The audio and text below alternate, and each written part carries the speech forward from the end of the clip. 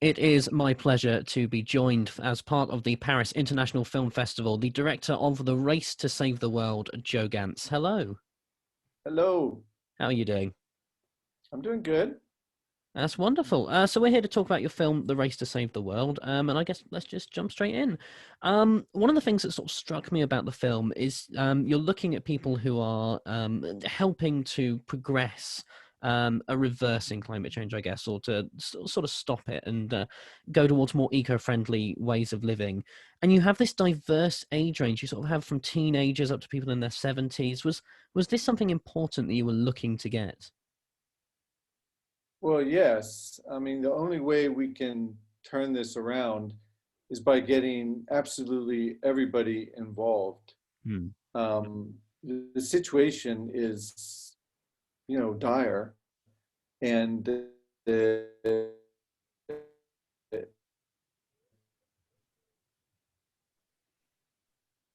if we don't stop this, be unstoppable, unable to be stopped, and the consequences for future generations is going to be tragic. So, yeah, it was important for me to get people of different age groups, different backgrounds, just a diverse group of people who are in the trenches doing anything and everything they can to try to turn this around. Hmm. How long in the making then was this film? How many years did you sort of spend? 5 years, five Mhm. long years. That's quite a long time. So were you waiting for the right time just to finish it? Were you waiting for everything to sort of wrap up? No, I was never waiting. I was working on this film the whole time. Hmm. Things did change as I was making this film. In the beginning, I was looking at anyone who was kind of working to fight climate change, including journalists, including scientists, including maybe professors. Hmm. But then as time went on, I wanted to focus on people who were really kind of risking their life and their, finances and their future to fight climate change. Some of the scientists, if their inventions worked, they'd make a lot of money. Some of the professors, had, you know, a part in this movement, but they had, jobs where they were making a very good living. I wanted people who were really working against odds, that they were totally committed, and it was undermining maybe their relationships, their family, and whatever, but they just felt compelled, no matter what the barriers, to do everything they can to put it on the line to fight climate change. Hmm. So how did you find all these people? Was it looking through various news pieces, or was there a bit more research? Well, I guess I started with a group that was walking across the country. Hmm. They were walking from Long Beach, California, which is not that far from where I live in Los Angeles, to Washington, D.C. And I started by interviewing them. And then I started trying to reach out to people who were in a group that was committed to civil disobedience, direct action. It was called Rising Tide. And so I was reaching out to that group. And it wasn't easy to get that group to embrace my film. At first, I started in one city, and I went up there a couple of times, met with the group. They said they were going to work with me, and they didn't. Yeah. And then I went to Seattle and reached out to the group there, um, and that worked out. And I worked with a number of people who I met through that group and through others who were in that group. Hmm. But it was not easy because uh, the people who I'm working with in the film, they were all very open to working with me, but these were sometimes big demonstrations, large groups of Hmm. people, and the idea was that everybody had to agree to have me be there and be filming Hmm. for these protests and whatnot. And I'm somewhat older than many of the people in the protests. I'm coming from Los Angeles, which was suspect to some of the people. I had a professional crew, which seemed a little bit like, who are these people, and can we trust them? Yeah. And so it was difficult to make it happen. And and I had to film, for many years to capture all these events and the way they played out. There's an event, then there's a trial. The trial lasts for a long time, and it's not, it might be starting 6 or 9 months or even a year after the event. So it stretched out for a while. Mm. So what sort of things did you say to these people then when you were trying to pitch it, when you were trying to say, I'm trying to make this film, this is how it's going to go? What was the elevator pitch almost? There wasn't an elevator pitch. Mm. We weren't in an elevator. We were both, committed to this issue and realized that there was an existential crisis, and that, people had to do what they can. Everybody had to do what they can. And I had, 30 years of making documentaries, including documentaries that, had been, I'd won the Emmy Award for Best Documentary and been nominated 4 times. And I'd done a number of things that most people in the United States had heard about.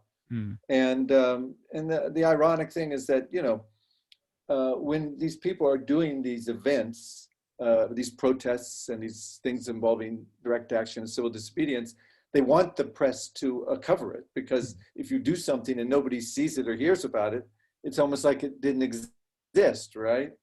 So they want press, but yet here I am with my crew and whatnot, and it's like, can we trust this person? But I understood that, because in the United States, if you do direct action and civil disobedience, let's say you chain yourself to a fence or a door and you say you're not leaving, that's a misdemeanor. If you conspire with 1 or more people to do that, it's a felony, punishable by up to 1 year in jail. So there was a reason to be skeptical, because if I show how people are conspiring together, and there's never a protest where 1,000 people show up coincidentally at the same time without conspiring to show up at the same time. I was filming to not show the planning part, to show the event itself, and to not film the planning part. And so, we had discussions, and people got to know me, and I got to know them, and I think I have a great group of people in this film, and it was great working with them.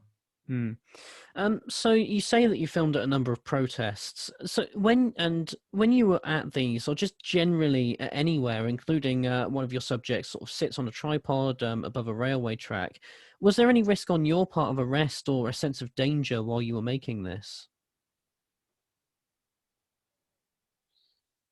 There might have been a risk. In theory, the press is allowed to film things. But in reality, there's been, all kinds of Black Lives Matter protests where the people filming in our insurrection at the Capitol. The president has turned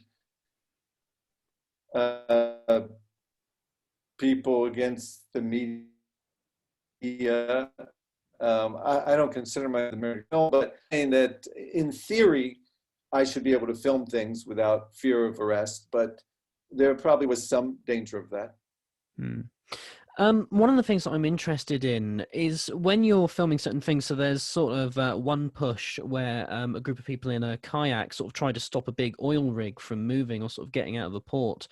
When you're filming something like that and there's a big rush and police are coming in and tackling people out of their kayaks, how do you think of where to put the camera or sort of what to do? Is it a big rush, or is there some way you've been able to plan it beforehand? Well, it was hard to plan things sufficiently Mm. beforehand because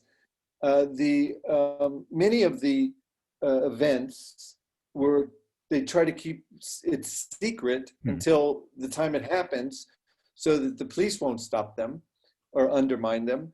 And with that event, I, I was in touch with people, but I didn't learn about that happening until like 3:30 in the morning, Mm. and the boats, the kayaks were getting out on the water to try to stop the Shell oil rig from getting from the port of Seattle where it was being fixed to the Arctic where it could, drill. So that the kayaks got on the water about 4:30. So we woke up, we got there. I had arranged to rent a boat to film from, but I also arranged to try to use some, but they were, the person who had the boat that we were filming on was afraid that if we got too close, we would get arrested. Mm. So yeah, there's all kinds of barriers that I didn't have in previous films that I had to figure out. This was a very different film from all my other films. Mm. When you were filming stuff like the walks, then the climate march in particular, when it came to just, were there ever conversations where you just said, "Is there any chance I could get you to just walk back this way so that I can just film you walking another part, or just walk into the distance"? Was there anything like that? Froze there. If you can hear me, you froze. Could you repeat the question?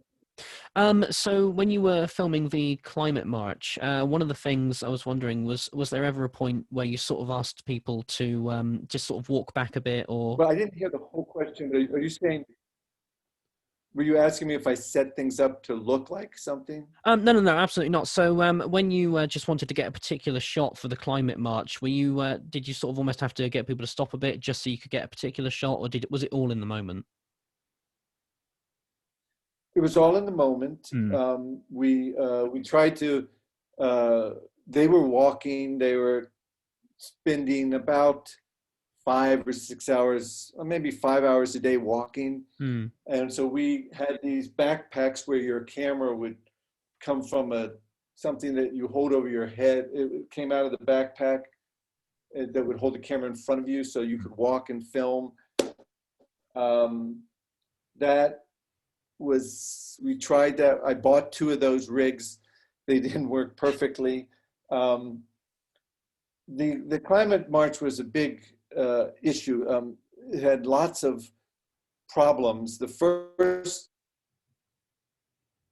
day we filmed, the first day of the march, was the biggest rainstorm in a decade in LA, and it was just unbelievable downpour. The second time we met up with them in Arizona when they were crossing the Mojave Desert, which is one of the hottest places in the country, and it has no services for 100 miles, as it said in the film. So, there was all kinds of issues, and you're frozen again. Sorry. I don't know if you can hear me. No, I can hear you. I think I got most of the answers. Sort Now of I hear you. talking about the Harvey Desert. Was there anything else you wanted to say on that point? Yeah, well, it was just very difficult, working with them, and also they didn't really want to change their schedule at all for the documentary. Hmm. So I would arrive there and I would have to work around their schedule completely. And I was, usually showing up and filming for 3 days or so. So there was all kinds of challenges. Hmm. One of the things that struck me about this film was it kind of develops into a film sort of about how the police treat climate protesters, how the courts treat them. Was that something that you set out to do, or did it sort of just come with the form of like the narrative of each individual element you were filming? Well, during the time that I was filming, the police, I feel, and the courts made it much harder to protest. There was climate protests that literally made laws where it was illegal to protest against fossil fuels. There, there was laws against wearing. There was any gas, sprayed at the protesters. Yeah. There was all kinds of aggressive actions, and so that wasn't my point to show that, but the courts are somewhat different. The court cases for climate action, some of them are trying to point out that they're doing these protests because they feel they have no choice. And that their defense is that they have to do this to get the word out, and they had no choice because it's so dangerous. The courts have not allowed that, but I think that the court case that Abby was in with the tripod, that judge said he would be open to thinking about it. And I think he was very fair in his treatment of these protesters, and he complimented them, as you saw in the film. I want to move on to another point. When I was looking at the credits, particularly those for, I think, the music and the editing, was this sort of like a family involvement in this? Was this almost a family piece for you? Please forgive me if that's just something I've misinterpreted. Nope, you're absolutely right. My son, David, he edited the film. And my other son, Nathan, did the music. Yeah. So, and my wife did the website. So yes, it is a family affair. Also, I made two films at the same time, actually. One on stem cell research and regenerative medicine called Ending Disease. And medicine is fundamentally changing, and stem cell and regenerative medicine is the reason that it's changing. We were editing that film first, and I was diagnosed with bladder cancer. And at that point, I had said to my son that I would edit this film without him if he wanted to move on, because he's young and he has his own projects he wants to do. And but then I got diagnosed with bladder cancer, and that certainly shakes up your world. And so he came and he took over the editing of Race to Save the World, and I think did an amazing job. It's a difficult film to edit with all that's going on, all the characters and all the events and the chaos and everything. I think he did a great job. And then my other son, Nathan, I said to him, he was coming home from school. He's a composing student, but he was leaving his junior year of college, coming home, and I called him as he was driving home, and I said, I'd like you to try doing the composing for this film, and you're going to be home for summer. Can you work on this? And he said he would, and he did. I think a great job. So it was very much a family affair, and I think, I've done some very big projects over the years, worked a lot with HBO, with Showtime, but when you do a documentary film, I had to raise all the money through donations, tax-deductible donations.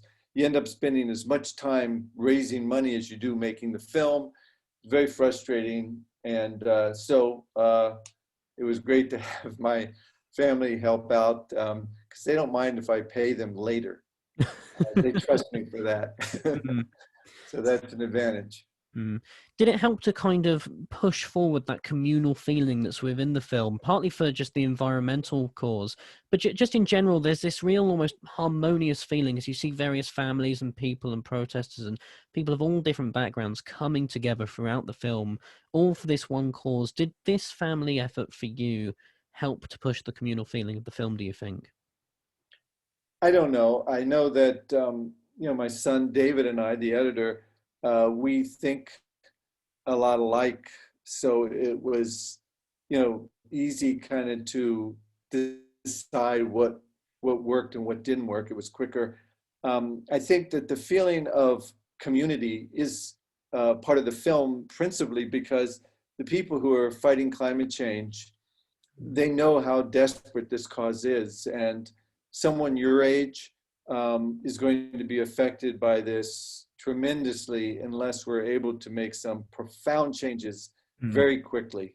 I don't want to list them off, but they're kind of out there. Everyone knows that what can happen and what could get worse.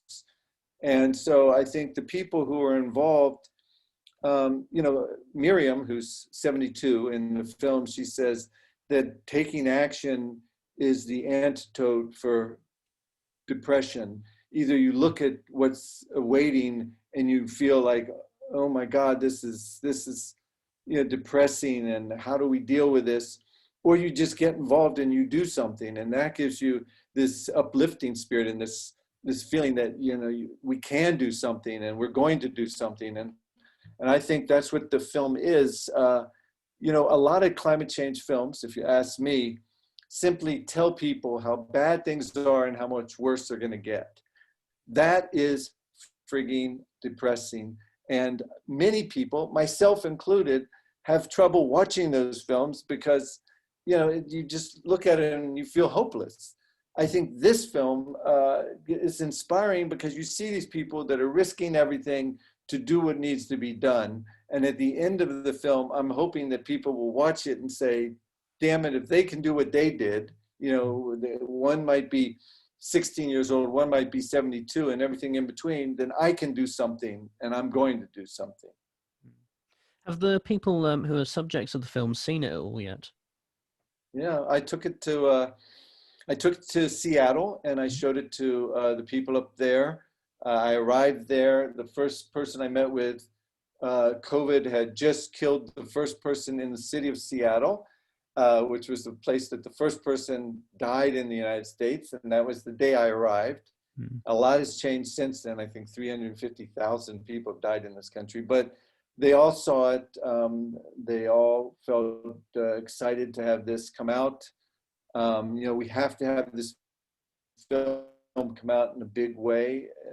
I don't know how much experience you have with promoting documentaries, but it can either create a large, impact, or it can kind of disappear. So it's very important that we, get the word out about this film and get it seen by a lot of people and get people into the streets so they can make their voices heard and make change and, create a livable future. I just got one more question before I let you go. One of the quotes that really struck me from the film, it's from one of the subjects who goes through a court case, in fact, Michael, who said, "It felt like just for a moment I was standing on the right side of history, and that's a crazy good feeling." Was this something that you felt while making this film? Well, I do think that, I think there's no place in the world where there seems to be more disinformation, more people telling, more politicians and industry people telling people lies and convincing the people that that's true than the United States. It is odd and it is surreal that they can tell people that climate change doesn't exist, that's a hoax. I don't think people would believe that in France. I don't think that people would believe that in England, but they seem to believe it here. And not everybody, but a large group of people, and many influential people who have control of the government seem to believe it. They did the same thing with the frickin' COVID-19. They said, oh no, it's a hoax. And we don't need to wear masks. I mean, I don't even know what the rest of the world thinks when they look at the United States, but I'll tell you, I think that many of these people are, they're more than idiots, they're dangerous. And so anyone who gets involved in fighting climate change is going to be on the right side of history, but we have to make that history be positive, and it's not easy. And it's not going to happen unless people flood into the streets, unless they do everything they can and there's a worldwide effort to turn this around, and there's very little time to do it in, Mm. and we need to be all in concert. So we want to be on the right side of history, but we want to make that history positive, because right now it hangs in the balance. Mm. Do you see hope in the future, not just under the next presidency, which I know is the inauguration is very soon for you as we're speaking at the moment, but just in general around the world, in America, where you are, even in your own city, do you see hope for the coming years, months, even? Yes, I am an optimist. Um, Trump was a complete narcissist idiot, and Biden is, someone who has people around him that are very focused on fighting climate change. He says it's going to be a huge priority. He has appointed a climate czar, I think that this film is going to come out right after a couple months after he's inaugurated, and I hope it creates some momentum for change. And I think that maybe the next, complete worldwide push is going to be to fight climate change, and it's not a moment too soon. Mm. Joe, it has been an absolute pleasure talking to you. Thank you very much for your time. Thank you for yours. Nice to meet you, Jamie. You too. The Race to Save the World is available as part of the Paris International Film Festival from the 4th to the 14th of February. Please do check it out. It is well worth your time and urgency.